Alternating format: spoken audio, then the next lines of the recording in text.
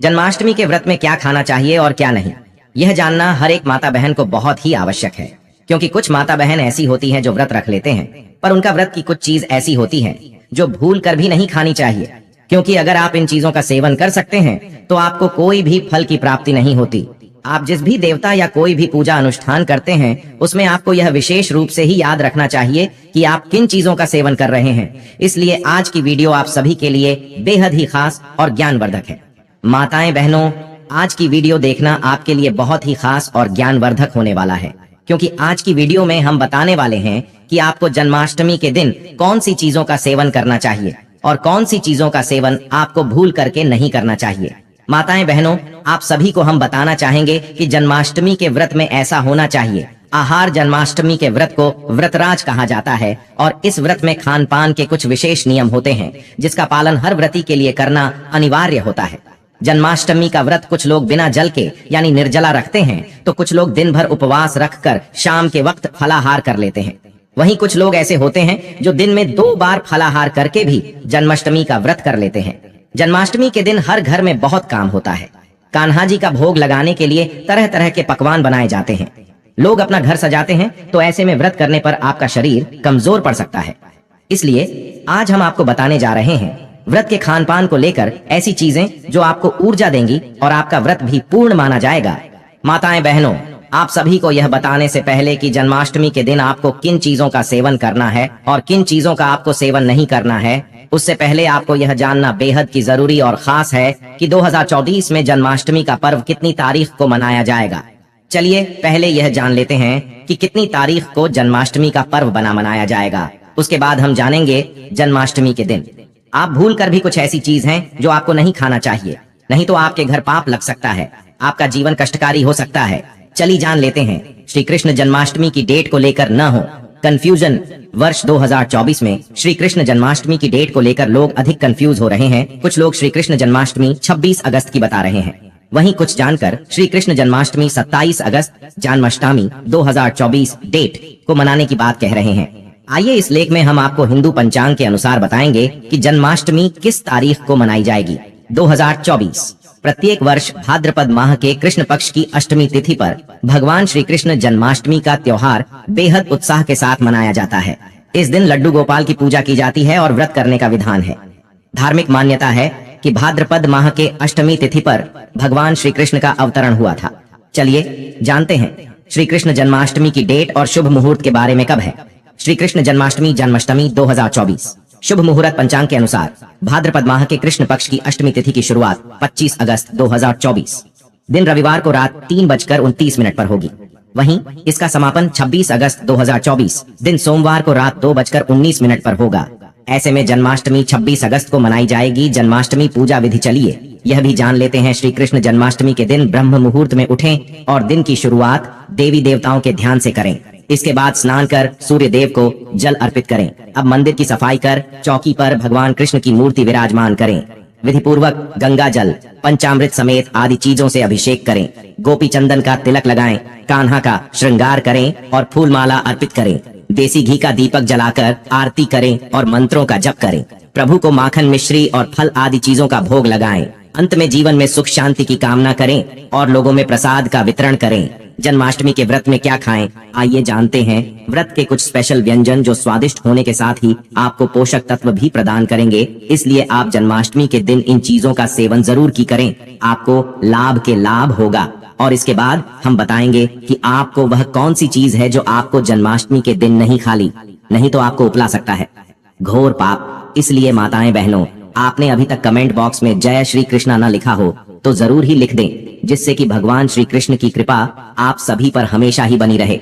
चलिए जान लेते हैं कुत्तू की खिचड़ी। यह एक प्रकार का अनाज है जिसके दाने हल्के भूरे रंग के हरे रंग के होते हैं। कुत्तू की खिचड़ी पौष्टिक होने के साथ साथ स्वादिष्ट भी है। इसे आलू और अन्य मसालों के साथ बनाया जाता है। आप इसे उपवास के दिनों में बनाकर खा सकते हैं।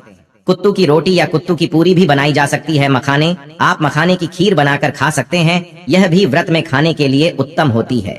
मखाने में लौह, कैल्शियम और फास्फोरस उच्च मात्रा में होते हैं, जिससे आपके शरीर को जरूरी पोषक तत्व प्राप्त होते हैं और इससे आपका पेट भी भरा रहता है। यह खाने में भी स्वादिष्ट लगती है। इसमें चीनी की मात्रा आप अपनी आवश्यकता अनुसार डाल सकते हैं। फलों का सेवन करना पूरे वर्ष लाभदायक होता है। फलों से आपको जरूरी ऊर्जा मिलती है। व्रत में फल खाए जा सकते हैं। आप चाहे तो अपने पसंद के फ्रूट से फ्रूट चाट भी बनाकर खा सकते हैं।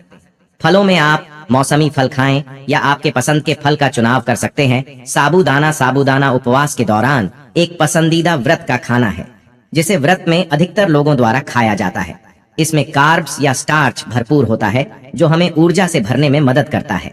आप साबूदाना की खीर, साबूदाना की खिचड़ी, साबूदाना के पापड़ और भी बहुत कुछ बना सकते हैं। दूध का भी व्रत में सेवन कर सकते हैं और इसे कई रूपों के साथ प्रयोग कर सकते हैं। मिल्क शेक बनाकर पी सकते हैं। यह टेस्टी भी होते हैं और आपको हाइड्रेटेड भी होते हैं। केले, स्ट्रॉबेरी, खरबूजे जैसे फलों से बने मिल्क शेक आजमा सकते हैं। दही का प्रयोग करके फ्रूट्स के साथ ट्राई कर सकते हैं। इसमें नाशपाती, सेब और अंगूर काट कर मिलाएं और इसका लुत्फ उठाएं। इसमें 1 चम्मच शहद डालें, यह इसके स्वाद को दोगुना कर देगा। सिंघारे के आटे का समोसा चाय के साथ इस नाश्ते को ट्राई कर सकते हैं। इसे उपवास सामग्री जैसे सिंघारे के आटे, सेंधा नमक और मसाले से बना सकते हैं। धनिये की चटनी के साथ इसे खाने का मजा लें। सूखे मेवे, आप सूखे मेवों को भी अपने व्रत के खाने में शामिल कर सकते हैं, जैसे किशमिश, खजूर, अखरोट, बादाम सभी अच्छे विकल्प हैं। इन्हें ज्यादा मात्रा में ना खाएं। आलू, व्रत में आलू एक बेहतरीन आहार है क्योंकि इसे कई तरह से पकाया जा सकता है, जैसे आलू खड़ी, आलू की सब्जी, खट्टे मीठे आलू, मूंगफली के दाने। यह उपवास करने वालों के लिए एकदम सही है। नारियल का आटा, नारियल और नारियल का दूध आपके उपवास की अच्छी सामग्री हो सकती है। नारियल का उपयोग विभिन्न व्यंजन, मिठाइयाँ बनाने में किया जा सकता है।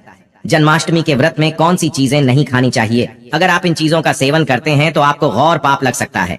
चलिए जान लेते हैं कौन सी है वह चीज है जिन सभी का आपको जन्माष्टमी के दिन भूल कर भी नहीं करना है। अनाज और गेहूं व्रत में नहीं खाने चाहिए। अनाज और गेहूं शरीर को ताकत देते हैं, लेकिन व्रत में इनका सेवन नहीं करना चाहिए। इनका सेवन करने से व्रत का उद्देश्य पूरा नहीं होता है। मांस और मछली व्रत में नहीं खानी चाहिए। मांस और मछली तामसिक भोजन है और व्रत में इनका सेवन नहीं करना चाहिए। इनका सेवन करने से व्रत का उद्देश्य पूरा नहीं होता है। प्याज और लहसुन व्रत में नहीं खाने चाहिए। प्याज और लहसुन तामसिक भोजन है और व्रत में इनका सेवन नहीं करना चाहिए। इनका सेवन करने से व्रत का उद्देश्य पूरा नहीं होता है। तामसिक भोजन व्रत में नहीं खाना चाहिए। तामसिक भोजन शरीर को नकारात्मक ऊर्जा देता है और व्रत में इसका सेवन नहीं करना चाहिए। तामसिक भोजन में प्याज, लहसुन, मांस, मछली आदि शामिल हैं। नमक और मसाले व्रत में नहीं खाने चाहिए। कॉफी और चाय व्रत में नहीं पीनी चाहिए। कॉफी और चाय शरीर को ताकत देते हैं, लेकिन व्रत में इनका सेवन नहीं करना चाहिए।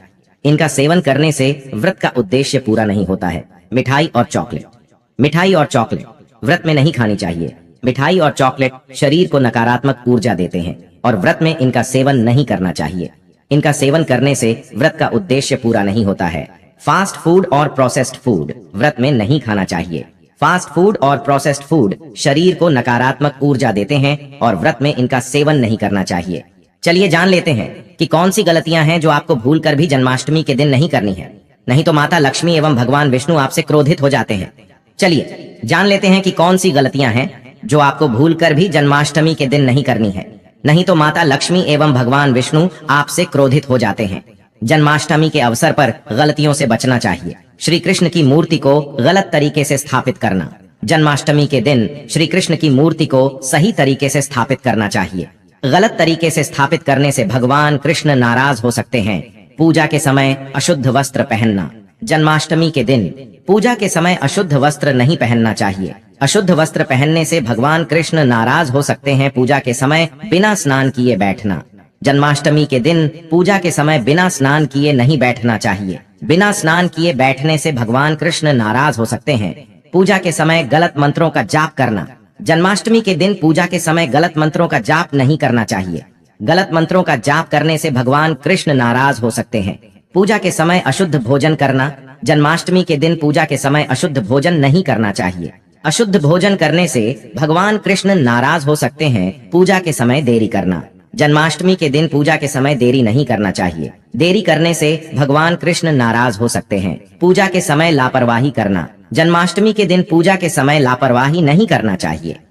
लापरवाही करने से भगवान कृष्ण नाराज हो सकते हैं। श्री कृष्ण की मूर्ति को छूना। जन्माष्टमी के दिन श्री कृष्ण की मूर्ति को छूने से पहले हाथों को अच्छी तरह से धोना चाहिए। अशुद्ध हाथों से मूर्ति को छूने से भगवान कृष्ण नाराज हो सकते हैं। पूजा के समय बिना भक्ति के बैठना। जन्माष्टमी के दिन पूजा के समय बिना भक्ति के नहीं बैठना चाहिए। बिना भक्ति के बैठने से भगवान कृष्ण नाराज हो सकते हैं। पूजा के समय गलत दिशा में बैठना। जन्माष्टमी के दिन पूजा के समय गलत दिशा में नहीं बैठना चाहिए। गलत दिशा में बैठने से भगवान कृष्ण नाराज हो सकते हैं। श्री कृष्ण की मूर्ति को गलत तरीके से सजाना। जन्माष्टमी के दिन श्री कृष्ण की मूर्ति को गलत तरीके से सजाने से भगवान कृष्ण नाराज हो सकते हैं। पूजा के समय बिना ध्यान के बैठना। जन्माष्टमी के दिन पूजा के समय बिना ध्यान के नहीं बैठना चाहिए। बिना ध्यान के बैठने से भगवान कृष्ण नाराज हो सकते हैं। पूजा के समय अशुद्ध जल का उपयोग करना। जन्माष्टमी के दिन पूजा के समय अशुद्ध जल का उपयोग नहीं करना चाहिए। अशुद्ध जल का उपयोग करने से भगवान कृष्ण नाराज हो सकते हैं। पूजा के समय बिना पवित्रता के बैठना। जन्माष्टमी के दिन पूजा के समय बिना पवित्रता के नहीं बैठना चाहिए। बिना पवित्रता के बैठने से भगवान कृष्ण नाराज हो सकते हैं। पूजा के समय अशुद्ध फूलों का उपयोग करना। जन्माष्टमी के दिन पूजा के समय अशुद्ध फूलों का उपयोग नहीं करना चाहिए। अशुद्ध फूलों का उपयोग करने से भगवान कृष्ण नाराज हो सकते हैं। पूजा के समय बिना श्रद्धा के बैठना। जन्माष्टमी के दिन पूजा के समय बिना श्रद्धा के नहीं बैठना चाहिए। बिना श्रद्धा के बैठने से भगवान कृष्ण नाराज हो सकते हैं। श्री कृष्ण की मूर्ति को गलत तरीके से स्पर्श करना। जन्माष्टमी के दिन श्री कृष्ण की मूर्ति को गलत तरीके से स्पर्श करने से भगवान कृष्ण नाराज हो सकते हैं। पूजा के समय अशुद्ध वस्त्रों का उपयोग करना। जन्माष्टमी के दिन पूजा के समय अशुद्ध वस्त्रों का उपयोग नहीं करना चाहिए। अशुद्ध वस्त्रों का उपयोग करने से भगवान कृष्ण नाराज हो सकते हैं। पूजा के समय बिना एकाग्रता के बैठना। जन्माष्टमी के दिन पूजा के समय बिना एकाग्रता के नहीं बैठना चाहिए। बिना एकाग्रता के बैठने से भगवान कृष्ण नाराज हो सकते हैं। श्री कृष्ण की मूर्ति को गलत तरीके से पूजना। जन्माष्टमी के दिन श्री कृष्ण की मूर्ति को गलत तरीके से पूजने से भगवान कृष्ण नाराज हो सकते हैं। पूजा के समय अशुद्ध भाव से बैठना। जन्माष्टमी के दिन पूजा के समय अशुद्ध भाव से नहीं बैठना चाहिए। अशुद्ध भाव से बैठने से भगवान कृष्ण नाराज हो सकते हैं। अगर आपको जीवन में धन प्रताप की इच्छा है, आपकी मनोकामना है जो धन की है, यानी कि आपको धन चाहिए, आपके जीवन में धन की बहुत कमी रहती है, तो आपको इन उपायों को जरूर करना चाहिए। माना जाता है जो व्यक्ति जन्माष्टमी के दिन उपायों को करता है उसके जीवन में फिर कभी धन लक्ष्मी की कमी नहीं होती, क्योंकि यह भगवान श्री कृष्ण के जन्म का उत्सव होता है।